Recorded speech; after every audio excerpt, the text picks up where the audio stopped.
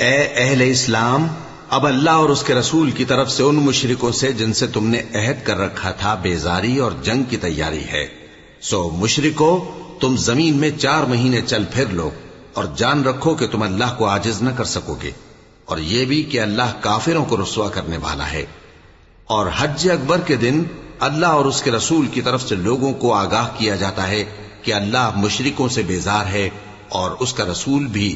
اب اگر تم توبہ کر لو تو تمہارے حق میں بہتر ہے، اور اگر نہ مانو تو جان رکھو کہ تم اللہ کو ہرا نہیں سکو گے۔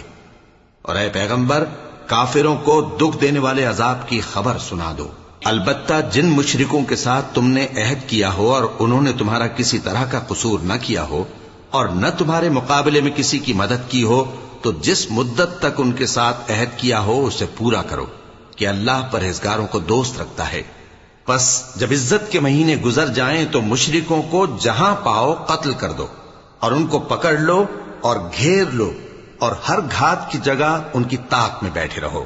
پھر اگر وہ توبہ کر لیں اور نماز قائم کرنے اور زکوٰۃ دینے لگیں تو ان کا رستہ چھوڑ دو، بے شک اللہ بخشنے والا ہے، مہربان ہے۔ اور اگر کوئی مشرک تم سے پناہ کا خواستگار ہو تو اس کو پناہ دے دو، یہاں تک کہ وہ کلام اللہ کو سننے لگے، پھر اس کو امن کی جگہ واپس پہنچا دو، اس لیے کہ یہ بے خبر لوگ ہیں۔ بھلا مشرکوں کے لیے جنہوں نے عہد توڑ ڈالا، اللہ اور اس کے رسول کے نزدیک عہد کیسے قائم رہ سکتا ہے؟ ہاں، جن لوگوں کے ساتھ تم نے مسجد حرام یعنی خانہ کعبہ کے نزدیک عہد کیا ہے، اگر وہ اپنے عہد پر قائم رہیں تو تم ان باتوں کو قبول نہیں کرتے، اور ان میں اکثر نافرمان ہیں۔ یہ اللہ کی آیتوں کے عوض تھوڑا سا فائدہ حاصل کرتے اور لوگوں کو اللہ کے رستے سے روکتے ہیں۔ کچھ شک نہیں کہ جو کام یہ کرتے ہیں برے ہیں۔ یہ لوگ کسی مومن کے حق میں نہ تو رشتہ داری کا پاس کرتے ہیں نہ عہد کا، اور یہ حد سے تجاوز کرنے والے ہیں۔ اب اگر یہ توبہ کر لیں اور نماز پڑھنے اور زکوٰۃ دینے لگیں تو دین میں تمہارے بھائی ہیں، اور سمجھنے والے لوگوں کے لیے ہم اپنی آیتیں کھول کھول کر بیان کرتے ہیں۔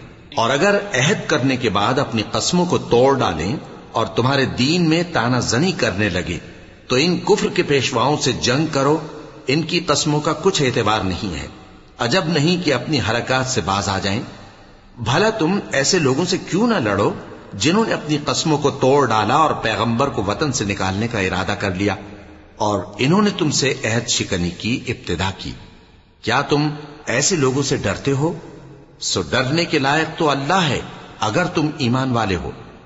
ان سے خوب لڑو، اللہ ان کو تمہارے ہاتھوں سے عذاب میں ڈالے گا اور انہیں رسوا کرے گا، اور تم کو ان پر غلبہ دے گا، اور مومن لوگوں کے سینوں کو شفا بخشے گا، اور ان کے دلوں سے غصہ دور کرے گا، اور اللہ جس پر چاہے گا توجہ فرمائے گا، اور اللہ سب کچھ جانتا ہے، حکمت والا ہے۔